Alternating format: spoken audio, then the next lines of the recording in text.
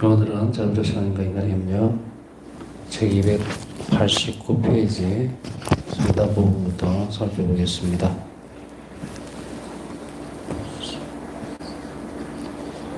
요즘 들어와서 그런 생각들이 많이 듭니다. 살아낸다는 것 참 힘들다.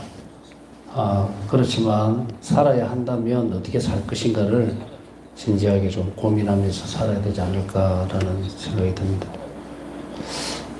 가끔씩 제가 있는 이곳에서 나가기가 싫을 때가 참 많아요. 무슨 그러다고 해서 대인기피증이 있는 것도 아닌데 이상하게 여기만 벗어나면 너무 번잡스럽고 복잡한 생각들이 많이 드는 곳이 돼요. 여기서는 그냥 어떻게 하면 사람들에게 하나님의 자비에 대해서 많이 설명을 해줄 수 있을까, 잘 이해시킬 수 있을까, 이런 고민들, 어떻게 하면은, 저는 이 상황 자체가 이제 신앙이 또 혹은 자비신심을 잘 실천하는 것이 삶의 질을 아주 높여주는 어떤 가장 중요하면서도 유일한 방법이에요. 삶의 질을 높여준다는 것은 대단히 중요하거든요. 올해도 좀 그렇겠지만, 가끔씩, 이렇게 필리핀이나 이런 데, 동남아 쪽에 이렇게 관련되어 있는 유튜버나 이런 방송을 볼 기회가 있어요. 짤막짤막한. 그거 보면은 태풍 관련이 참 많습니다. 그래서, 2층 집인데 또 불구하고 아래층은 완전히 이제 잠기게 돼 있는 거, 그런 구조. 그걸 한 번씩 보면서 우리도 참 어려운 시간을 지냈지만 그래도 그렇게 살아낸다는 것이 또 그렇다고 해서 좌절하는 모습들을 바라보는 것도 좀 많이 없는 것 같기도 하고요. 제가 그 옛날에 언제인지 모르겠습니다. 거의 한 30년 전으로 기억을 하는데 필리핀을 갈 기회가 있었어요. 근데 필리핀에서 성모님 발연지가 있습니다. 대성당이 있는데 그곳에서 이렇게 좀 기억이 아무 가물가물하긴 합니다만은 그곳에 가서 우리가 기도를 하고 이렇게 보니까 학생들이 교복을 입고 그렇게 많이 들어오더라고요. 그래서 왜 학생들이 이렇게 많이 오나 했더니 학교에서 그 학교 마치고 제 기억에는 어떤 이렇게 뒤로 이렇게 올라가면 그 성모님 상이 있는데 성모님 상 뒤에 이렇게 손을 창문같이 만들었는데 손을 이렇게 내밀면 성모님이 이렇게 흙이 있는 쪽에 달린 그런 구조 있지 않나 싶습니다. 그곳에서 아이들이 쭉 줄 서서 거기서 기도하고 또 내려오면은 초를 켜고 옛날에 필리핀이 참 잘 살았다고 하지만 우리나라보다 지금은 많이 좀 차이가 나죠. 그렇지만 그 신앙 안에서 살아내는 모습들의 긍정적인 모습들 전 많이 보고 축복을 받고 가는 그런 모습들을 보면서 우리도 저런 부분들은 좀 잘 살펴봐야 되지 않을까 그런 생각이 했었는데 경제가 발전한다고 해서 우리 신앙이 발전하는 것도 아닙니다. 오히려 퇴보할 수 있는 여지가 더 많아질 수 있죠. 그렇지만 또 그것을 반드시 같은 논리로 가져갈 필요는 없습니다. 오늘날의 시간에 맞도록 또 우리 처지에 맞도록 그러나 보면 사실은 우리 성체성사를 살펴보면서 우리가 하나님과의 결합 없이는 어떤 때로든지 불행하다는 거예요. 또 어떤 때는 자신의 삶의 질이 너무 바닥을 칠 때에는 그것을 회복을 시킬 수 있는 방법을 찾지 못해서 좌절하는 경우가 굉장히 많습니다. 그래서 자꾸 이제 교회는 상대적이라는 말을 쓰죠. 절대적인 것은 없어요. 하나님 외에는. 행복도 그렇고, 우리가 추구하는 어떤 물질적인 것도 그렇고, 뭐, 가난도 마찬가지고요. 절대적인 가난은 하나님 안에 있는, 하나님 안에서 모든 것이 있기 때문에 가질 필요가 없어서 절대적인 가난인 거예요. 그러나 우리는 항상 상대적 가난에 노출되어 있죠. 저 사람보다 내가 조금 없으니까, 만일에 우리가 한 명씩 따로따로 산다면, 진짜 가난하게 살 수 있을 거예요. 옷도 한 벌만 있으면 되고, 먹는 것도 그냥 뭐, 있는 대로 먹으면 될 텐데 그런 구조가 아니니까 우리 어쨌든 어디로 가야 될까? 우리가 하나님 안에서 누릴 수 있는 자유로움을 가지고서 세상을 살아가야 되는데 그곳에서 가장 핵심적인 것은 성체성사입니다. 지난 시간 우리는 우리 자신이 예수님께서 내 몸을 받아 먹으라 하시고 난 뒤에는 예수님 우리를 어떤 존재로 보냐면 당신과 통일시하기 시작한 거예요. 놀라운 자비로움이죠. 우리가 영수질 했기 때문에 당연히 내가 어떻다는 것이 아니에요. 당신의 몸을 우리에게 주문로 인해서 내가 너를 나와 동일시하겠다. 이렇게 초대를 하죠. 그러나 우리는 지난 시간에 뭘 배웠습니다. 사효적인 것이 아니에요. 우리는 성체를 영함으로 인해서 또 다른 형태의 존재로서 그리스도의 존재를 드러내지만 우리가 뭘 할 수 있는 것은 아니에요. 우리 은총을 베푼다든지 이렇게는 못하죠. 우리가 원천이 아니라는 이야기입니다. 그러나 우리는 예수님께서 나 자신을 당신과 동일시할 때에는 내가 원하는 것들을 다른 사람에게 줄 수 있다는 이야기예요. 다시 얘기하면 나는 원천은 아니지만 예수님께 얻어서 줄 수 있는 존재가 되어버렸다. 성취 때문에 그런 거예요. 우리가 자비를 베푼다는 것도 마찬가지입니다. 뭐 어떤 형태로든지 간에 응감생심 무슨 우리가 자비를 베풀 수 있는 조건이 하나도 없어요. 내가 저 사람에게 자비를 베푼다는 것에서 가장 중요성은 뭐냐면 내가 영원성이 있어야 돼요. 영원한 존재여야지 유한한 존재인데 뭐 별벌 넘는 게 뭘 준단 말이에요. 도움을 줄 수는 있어요. 자비는 한 속성입니다. 신적인 것을 줘야 돼요. 근데 뭐라고? 못 주잖아요. 그래서 성체성사를 통해서 예수님은 당신을 나와 통일시해 주는 거예요. 은총이 통로가 됐다는 이야기예요. 그런데 우리는 어떻게 합니까? 다 막아버리잖아, 내가. 그걸 조금만 더 살펴보면은 우리 이런 지점에서 굉장히 많은 것을 찾아낼 수 있어요. 뭐든지 막 자기 마음대로 하려고 그래. 자비를 베풀 수도 있고, 뭐 망칠 수도 있고, 내가 저 사람을 용서할 수도 있고, 막 끝까지 그냥 갈굼을 할 수도 있고, 뭐 자기 걸로 생각을 하는 거, 자기 걸로. 그것조차도 죄의 한 형태인데, 그리스도를 닮아내야만 내가 완전해진다는 거예요. 그런데 그 닮지 않는 부분들을 가지고서 우리가 만욕을 부리는 거죠. 내가 마치 뭐 하나 된 듯이. 별 볼 일 없어요. 우리 모두는. 하느님 없이는 내 뒤에가 보장이 안 돼 있는데 뭐가 돼? 그렇게 보면 직장으로 보면 그 일용직 사는 거예요. 일용직. 항상 불안하잖아요. 언제 일거리가 없어서 먹을 것이 떨어질 줄 모르는 그런 불안한 그런 삶을 왜 살아가느냐고. 하느님은 그렇지 않는데. 영구직을 주겠다는데 영구직을. 얼마나 놀라운 일입니까? 이러함에도 불구하고 그것 외에 다른 데다가 마음을 쓰거나 기웃거린다.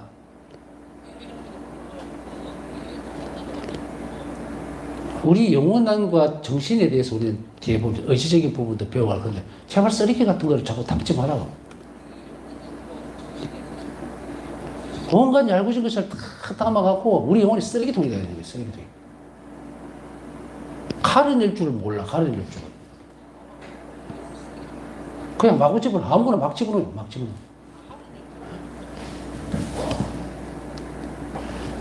기준치의 생각이나 모양이 있어야지. 요즘 그 삶의 모습들을 보면서 참 불쌍하게 살아간다. 그렇지만 그것은 내가 여기서 촌에서 뜯을 수 있는 건 아니에요. 그렇지만 오늘 우리가 비가 지적지적 오는데 한 가지를 결심해야 된다. 제발 우리 영혼을 쓰레기통으로 만들지 마라. 응? 이 귀한 영혼들을 왜 그렇게 만드냐고. 오만 걸 자주쑥 덮고 다 해갖고 소화도 못 시키고 막 엉망이 돼가 있는 그런 상황으로 어떻게 미래가 보장되고 또 우리가 현재적 삶을 온전하게 살아냅니까? 못 살아내잖아요. 항상 우리가 우리 삶에 있어서 일희일비 해버리면 안 돼요. 바위와 같이 듬직하고 똑바로 서야지. 그냥 좋고 웃고 떠들고 즐거운 것에 막 휩쓸 그러다 보면 어느 사이에 우리 이로 치면 이 몸이 다 내려앉아 있다고. 언젠가 빠져버리겠죠. 다. 그때 돌아서기에 너무 어려울 거다. 자, 성체성사 안에서 예수님은 우리에게 모든 것을 다 열어놓았습니다. 이제 뒤로 가면 이것이 더 튼튼해질 거예요. 튼튼해진다는 것은 내가 미리 앞당겨서 이렇게 말씀을 드린 거고요. 자, 성체성사에서 우리는 은총의 통로가 될 수 있는 자격을 하나님이 우리에게 주셨죠. 그러면 무엇을 해야 될 것인가? 내가 이제 그것을 드러내 줘야 되겠죠. 협력해야만 내가 비로소 행복해진다는 이야기죠. 예수님은 그런 자격을 우리에게 주시면서 우리에 대한 뭘 주시느냐? 행복의 조건을 채워주는 거예요. 너가 이렇게 하면 행복해질 것이다. 진복 8단의 내용이 다 그런 거예요. 하느님이 그걸 보장해 주겠다고 약속을 하고 있는데도 우리는 그걸 못 믿어. 그만큼 우리는 하나님에게서 멀어져 있다는 이야기예요. 도무지 하나님과 친분 관계가 없어. 친밀하지 않아. 예수님을 몰라. 그냥 입으로만 신앙성의 이유로 주님 주님 하지만 그분이 누군지 모른단 말이에요. 그분이 누군지를 모르니까 그분이 원하는 것도 모르겠고 길은 걸어가는데 왜 걸어가는지도 모르겠고 이렇게 되어 있죠. 영혼들이 방황을 내버리는 거예요. 이런 시간이 없거든요. 우리의 삶이 뭐 아주 천년만년 늘어져 있는 것도 아니고 그러면 빨리 그걸 쫓아가야 되는데 이제 이것에서 한 가지 오늘 우리에게 주는 건 뭐냐면 내적인 관계를 맺어야 한다. 성체성사 안에 계신 예수님과 모든 사람 안에 계신 예수님 사이의 관계. 예수님도 그 사람에게 당신 자신인 것 같이 대하기 때문에 나도 그렇게 대해야 된다는 거예요. 관계가 이게 바뀌어야 된다. 그리고 그 사람에게 해주는 것을 지난 시간에 뭐라 그러십니까? 예수님께서는 나에게 해준 것으로 받아들이겠다. 그러면 그 사람 대상이 누굴까? 대상을 분명히 식별해야 되는데 그 대상이 우리 복음안에서 다 드러나죠. 병자, 가난한 사람, 악령에 시달리는 사람, 세상 고민에 빠져있는 사람, 고통스러워하고 죄를 지은 죄수들 이런 사람들이잖아요. 이 사람들에게 내가 이웃이 되어줘야 되는 그럴 때 내가 뭐가 된다? 하나님과 협력하는 거예요. 그것을 지금 얘기하고 있습니다. 이렇게 같은 일과 같은 곳을 바라보고 나아갈 때 그때서 비로소 나와 예수님은 뭐다? 친분 관계가 생기는 거예요. 이 관계도 없이 내 주구장창 앉아서 묵상하고 기도만 한다고 해서 예수님과 나하고 관계가 친분 관계가 성립이 안 됩니다. 앞에 유리벽을 놔놓고 그냥 멀뚱멀뚱하니 쳐다만 보고 있어요. 아무것도 안 합니다. 우리가 쳐다만 보면서 즐기는 거는 뭐라 그래요? 그런 물건들이 있다면 그건 장식품이라 그러잖아요.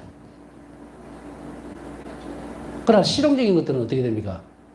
아름답지만 꼭 내가 써야 되는 것들이 있단 말이에요. 이 두 가지 관계가 같이 가야 되거든. 근데 우리는 멀뚱하게 바라만 보고 있으니까 이제 묵상에서 옮겨가라는 말이에요. 옮겨가는 게 어떻게 돼야 되는가? 이웃상에서 가라는 이야기예요. 자, 요한 크리소스토무 동방 최고의 설교가였죠. 그 설교 가운데 이런 부분이 있습니다. 이런 관계에 대해서, 내적인 관계에 대해서 그리스도의 몸을 험숭하기를 원하십니까? 그러면 그 몸이 그분의 지체들, 즉 가난한 사람, 헐벗은 사람들 안에서 경멸의 대상이 되도록 하지 마십시오. 바깥에서 여러분의 형제들이 춥고 헐벗은 것을 간과하고 그리스도를 무시하면서 여기 이 비단 장식으로 둘러싸인 교회 안에서 그분을 험숭하지 마십시오. 탁자는 황금 그릇으로 가득하지만 결국 그분은 가난한 거지 안에서 죽어가는 현실에서 그래서 무엇을 사용하실 수 있겠습니까? 무엇을 사용할 수 있겠습니까? 먼저 굶주린 이들을 먹이십시오. 오직 그런 다음 남겨진 것으로 제대로 꾸미십시오. 여러분은 그분께 황금잔을 드리지만 동시에 그분이 목을 축이시는 것을 거절합니다. 잔은 드리지만 그분이 목을 축이신다는 게 무슨 의미인지 아시겠죠? 가난한 이들을 돌보는 것, 헐벗고 굶주린 이들을 먹이고 입히고 재우고 이것이 그리스도인의 양식이어야 한다. 여러분이 그분께 필요한 옷을 드리는 것을 거절한다면 황금천으로 그분의 제대를 장식한들 무슨 의미가 있습니까? 그러므로 여러분이 경배드릴 장소를 꾸밀 때 고통받는 형제들에게 여러분의 마음을 닫지 마십시오. 그 사람은 다른 무엇보다 더 귀중한 살아있는 성전입니다. 제가 지난번에 한번 그 말씀드렸죠. 그 크라카우에 자매성지에 갔을 때 입구에 있던 어떤 분을 임산부였는데 그분을 만나고 하면서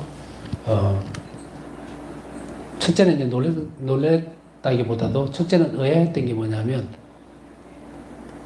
많은 가난한 이들이 이곳에 오면 자비를 입지 않을까, 자비로운 도움을 받지 않을까라고 참 많이 올 것 같은데 주변이 너무 조용한 거예요. 무슨 말씀 드리는지 아시겠죠, 그죠? 제가 이제 그 김해성당에서 그 보좌방에 있으면서 6년 동안 교장사목을 한 적이 있어요. 교도사목을 하면서 지금 교장사목을 받겠죠. 교장사목을 하면서 이제 부산교도소가 가까우니까 그곳에 이제 딱 틀을 잡고 자리를 잡고 사제관을 독장신부한테 하나 내놔라 이렇게 해서 거기에서 있었는데 지금 정확하게 이제 요일은 기억을 못하지만 김해성당에 토요일인가 월요일인가가 되면 9시쯤인가 되면 쫙 노숙자들이 줄을 서 있어요. 막 길게 늘어서 있거든요. 뭘 하느냐. 사무실에 이제서 500원씩 지금 제 기억에 그때 당시에 줬어요. 단도를 바꿔놨다가 그 이상의 것을 주지는 않았습니다. 이 사람은 이렇게 주고 저 사람은 저렇게 하지 않고 딱 정해준 이 사람은 아무 이제 이게 익숙해지니까 와서 뭐 더 달라 이런 소리도 안 하고 딱 그거 받아가면 가요. 쭉 갑니다. 그러고 나면 그 다음 행선지가 어딜까요? 그 다음에 행선지는 이제 한 끼를 해결해야 되니까 또 누구를 따라서 쭉 갑니다. 저곳에 가면 밥을 준다. 이곳에 가면 500원을 얻을 수 있다. 딱 이렇게 정해져 있어요.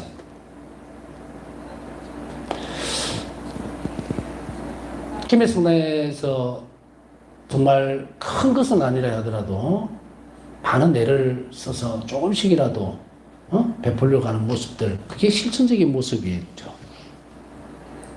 뭐 1년에 한번 그거 창하게 벌려가지고 뭘 이렇게 하는 것보다 또 때때로 보면은 저 500원이 뭐 그렇게 크게 소용이 되겠나 하지만 그들에게 있어서는 돈이라는 그거를 만질 수 있는 유일한 기회이기도 했죠. 자, 다시 돌아가서 제가 크라카오에 갔을 때도 깜짝 놀랐던 게 거린들이 없더라는 거예요. 이유는 저도 몰라요. 뭔가 다들 이제 그렇게 동양을 할 그런 처지가 안 돼서 그런 사람들이 없어져서 그런 것일 수도 있고, 그러면서도 또 어떤 분들은 와서 그래도 앉아서 또 구걸을 하는 분도 있고. 자, 우리 그리스도인의 태도는 무엇이어야 할까? 사실은 많은 갈등 문제들을 가지고 있을 필요는 없습니다. 내가 조금의 여유가 있고 줘야 된다면 주면 돼요. 그것이 범죄 기회로 연결된다고 생각이 되지 않는다면 전에도 한번 말씀드렸죠. 지금 요한 크리스토모 성인은 이 부분을 말씀하고 있는 거예요. 줘야 할 때 그리스도인들은 주라. 세상 사람들은 전부 다 따진다. 이걸 주면 뭘 할 거며 뭘 할 거며. 그러다가는 그리스도께 봉사할 기회를 놓칠 수도 있습니다. 요 내 말이에요. 우리가 한평생을 살면서 가난한 이들을 만나고 그리고 그 딱 타임에 맞춰서 내한테 조금의 여유가 생긴다는 거, 그거 있다. 1,000원이든 500원이든 있다. 거기 딱 맞아떨어지는 게 도대체 내 인생에서 몇 번이나 되겠어요. 이 핑계 저 핑계 되는 사람들 보면은 마치 또 굉장한 자성과 같이 이렇게 순 거짓말쟁이들이 안 하겠다는 이야기 처음부터.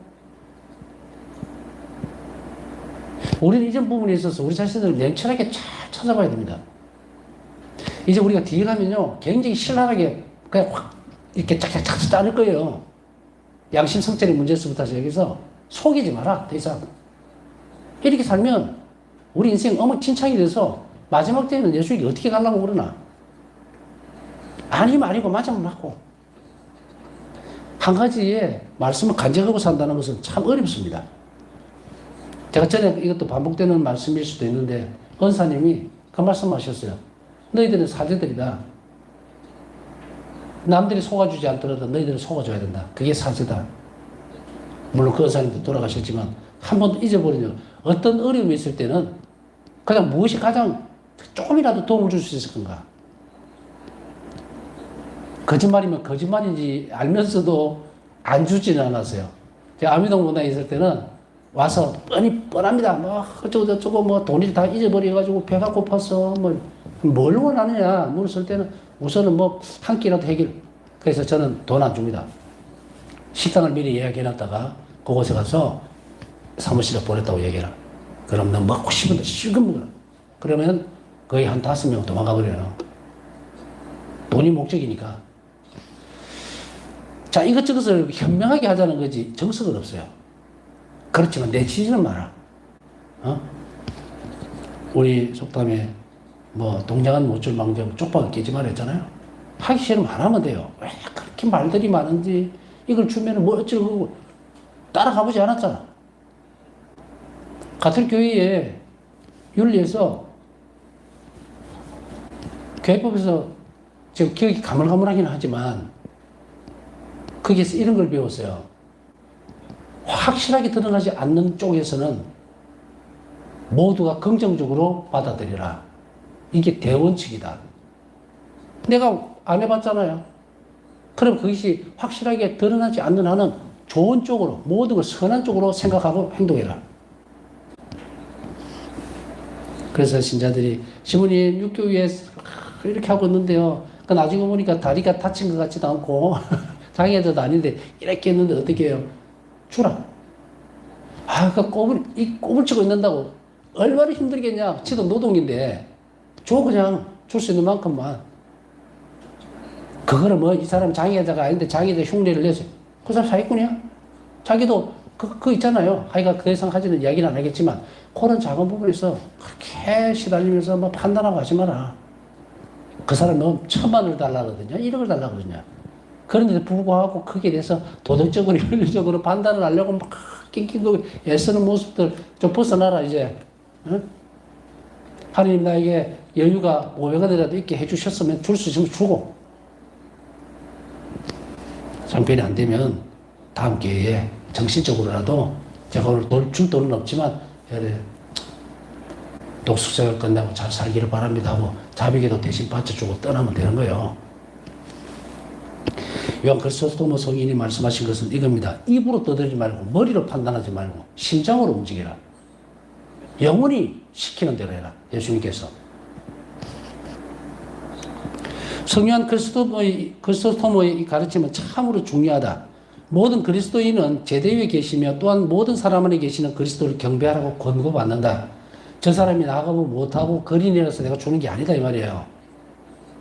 내가 사랑하는 예수님이 그 사람을 동일하게 보고 있기 때문에 내가 예수님의 눈으로 그 사람을 보자는 거죠. 동일한 시선으로. 나에게 여유가 있다면 그는 그들과 나누라고 준 거거든요. 독식하라는 게 아니고. 이걸 배워내면 그 영혼은 성장하고 부유해집니다. 이 권고를 우리는 필수적으로 실천해야 한다. 즉 성체에 현존하시는 그리스도를 흠숭하는 것은 이웃 안에 계시는 그리스도를 경배하는 것으로 나아가야만 한다. 이웃 안에 계시는 그리스도를 경배하는 것으로 나아가는데 우리는 어려움을 참 많이 겪습니다. 저 사람 저런 결점, 이 사람 이런 모습 저런 모습들. 심지어 바울사성 일기에 나오듯이 내 자신의 나의 친절함을 악용하려고 딱 보이잖아요. 그렇게 또 오는 사람들. 첫 충격이 팍 벌어지죠. 우리는 그런 사람들 정말 경멸하고 싫어하고. 그러나 경멸하고 모두가 싫어한다 하더라도 그리스도인은 그러면 안 된다라는 것이 예수님의 가르침이단 말이에요. 너는 나를 닮아야 한다 이거예요. 단순한 가르침이 아니라 나를 닮기 위해서 일을 하라는 거야. 나는 누구도 내치지 않았다. 그러니 우리가 보면서 나 저 사람만 모습은 정말 살 것 같아라는 말을 해서는 안 된다. 그리스도 그 공동체 안에서도 마찬가지일 거예요. 그죠? 아우 저런 사람들은 없으면 정말 우리 성당이 복받 없습니다. 그런 거. 한 지체가 그렇게 상했을 때는 많은 지체들이 희생이 요구된다는 이야기예요. 집이 기울어지고 있는데 다 도망가면 어떡해? 어떤 사람이 힘을 빼면 다른 사람이 더 많은 노력을 할 수밖에 없죠. 그 교회가 서로가 서로를 지탱해 나가는 힘인데 그것을 외면하고 이 사람 빼고 저 사람 빼고 저 사람 안 나왔으면 정말 세상이 평화롭겠다. 그건 우리가 할 일이 아니에요. 우리가 할 일은 그 사람이 어쨌든 돌아와서 이 교회에 선익이 되는 사람이 될 수 있도록 각자가 기도하고 서포트 해줘야죠. 누군가를 내치고 뽑아내는 것은 너무도 쉽습니다. 그러나 하나님은 누구든 내치지를 않아요. 고쳐 쓰려고 그러죠. 기회를 끝까지 주려고 합니다. 많은 이들이 험담을 하면서 돌려서 뭔가를 내밀려고 하는 그런 것은 없어져야 돼요. 그렇다고 하더라도 인간적으로 감싸주면서 얼르고 달려고 하는 이야기 아닙니다. 윤리적이거나 도덕적이거나 안 되는 건 안 되는 거예요. 그걸 명확하게 얘기해주고, 그리고 그것에서 따라오지 못한다면 더 이상 할 수는 없어요. 우리는 이미 우리가 활동하거나 또 사목적으로 움직이는 방향들이 다 정해져 있어요. 이미 예수님이 다 가르치고 계신다고. 어떤 사람이 냉담하고 또 교회를 멀리하게 되면 뭐라 그랬습니까? 교회 원로들을 불러서 2명 이상이 가라 그랬죠? 가서 다 이러고 분명하게 얘기해주고 그렇게 해도 말을 듣지 않는다면 뭐다? 관계를 끊어버려라. 근데 우리 그렇게 안 하고 자꾸 사적으로 뭐 주물럭주물럭해서 뭔가를 만들어갖고 괜히 없는 말도 만들고 이러니까 본당이 시끄럽고 파장이 나잖아요. 정말 그 사람을 아끼고 사랑하는 마음으로 차가운 마음으로 감싸주라는 것은 뭐예요? 그를 위해서 뭔가를 내가 자꾸 희생하고 기도라도 해줄 때에 변화를 기대하는 거거든. 누가 우리를 판단하고 자르고 해라 그랬어요? 그런 건 아니거든. 그러니까 우리가 결정하지 못하는 것을 교회 판단에 맡기고 교회 원로들이 정확하게 정해주고 그래도 안 따라오면 어쩔 수 없다. 원칙은 분명해요. 그러나 결론이 나기 전까지는 뭐다? 형제로 감싸줘라. 어느 가족이요. 가족 가운데 제가 만들어 놓는 이야기입니다. 5형제가 있어요. 5형제가 있는데 그 가정에 한 명이 장애자입니다. 다들 각자가 다 움직일 수 있는 사람이라도 한 명이 불편하면 다른 모든 사람들에게 시간이나 또 여러 가지가 뭐가 됩니까? 희생적 개념이라기보다는 나눔이 좀 커지겠죠. 그런데 다른 한편으로 보면 우리는 어쩌면 더 좋은 기회를 가지고 있을지도 모른다. 정말 귀한 선물이라는 거예요. 물론 모두에게 그런 기회가 주어지는 건 아니에요. 누구는 이렇고 누구는 아니고 이게 없으면 더 좋고 이런 것도 아닙니다. 만일에 예를 들어서 어떤 부분의 가정에서 어머니가 혹은 부모님이 갑자기 이제 몸이 편찮으셔서 이렇게 자리지고 눕게 되면 이제 그때부터 본래 모습들이 드러납니다. 안 하던 시간들이 패턴이 깨지죠. 시간들이. 그랬을 때에 두 가지 방식으로 가야 되거든요. 하나는 이제 행동이나 또 활동 반경이 다 일상적인 패턴이 깨지죠. 그럴 때일수록 더 많이 기도해야 되고 그리고 이런 기회는 영원히 가지 않습니다. 저는 이제 계속 묵상하는 그 대목들이나 부분들이 그 부분이라고 얘기를 할 수가 있는데 언제 우리가 이런 기회에 세상을 살아가면서 예수님을 닮을 수 있는 이런 특별한 기회들을 가져올 수 있을까?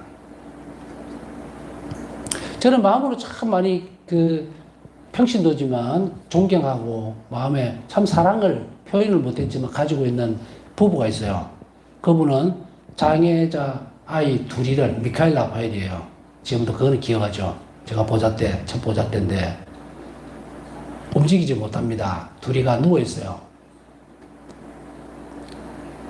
저는 그걸 보고 이 부모를 보고 너무도 감동을 많이 받았죠. 물론 자기 자식이니까 그렇게 한다라고 글쎄요. 항상 봉수지를 갈 때마다 얘들은 둘이가 항상 붙어 있으니까 고해성사를 봐야 되는데 눈치를 막 보는 거예요. 그때 당시에 지금 살아있는지 참 살아있다면 정말 한번 보고 싶은데 머리를 감겨주고도 팔이 부러지고 이래요. 어떤 상황이신지 아시겠습니까? 그 아이들을 그렇게 지극정성으로 돌보면서 또 화명성당 그게 성수대 아마 제 기억이 확실하지는 않습니다. 그 천사상 이렇게 된 그 성수대를 아이들 이름으로 기증을 하는 거 보면서 참 대단하다라는 말로 표현을 하지는 못하겠고 부모의 사랑을 뛰어넘는 사랑을 하고 있구나.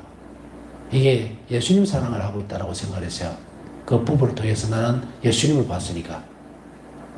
언젠가 내 사제생활이 깊어지면서 신자들을 이렇게 다 대할 수 있다면 나는 참 좋겠다.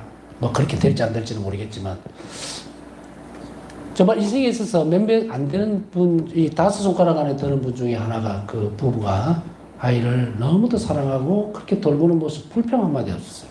왜 나에게 이랬을까? 없습니다.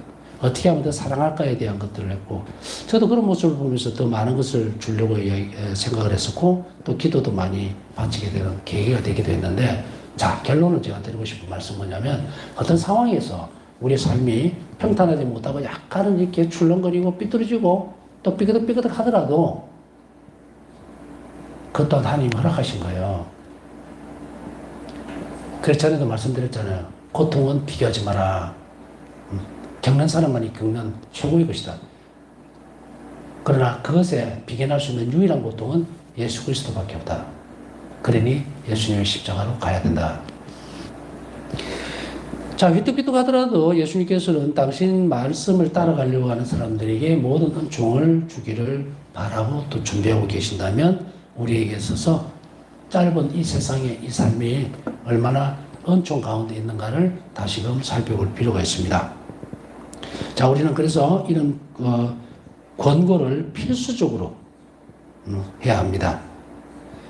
자, 이 두 현정, 그리스도를 경배하는 것과 이웃을 훔쳐하는 것 사이에 충돌이 없고 오히려 상호 관계가 있습니다. 그래서 예수 그리스도 안에서 성령을 통하여 성체를 하느님의 선물로서 더 깊이 체험할수록 그 사람은 이 선물처럼 되기를 더욱 바랄 것이며, 자, 여기에 완전히 방점이 찍히죠. 우리가 성체를 하나님의 선물로 받아들일수록 이웃에게 더 자신을 선물로 내어줄 수 있게 된다. 우리가 여기서 부족함이 있다면 이제 우리가 성체에 대한 더 깊은 묵상이 있어야 한다는 이야기죠. 그리고 그것이 참으로 나에게 온전한 선물인가에 대한 확답을 드려야 합니다. 결심을 해야 됩니다. 받아들임에 대한. 그래야만 이웃에게 다가갈 수 있고 이 선물처럼 되기를 더 바랄 수가 있게 됩니다. 사람의 아들처럼 이웃에게 자신을 내어주기를 원하게 된다. 그렇기 때문에 우리가 많은 이들에게 정말 성체로 오신 예수님과 하나가 되고 싶다면 다른 이에게 예수님이 선물이 되셨듯이 우리 또한 내어주는 그런 선물이 되기를 강력히 바라고 또 원해야 하고 실천해야 한다는 것을 잊지 말아야 합니다. 남은 묵상하면서 오늘도 하나님 자비를 청하신 분들을 위해서 함께 기도 중에 기억해 주시기 바랍니다.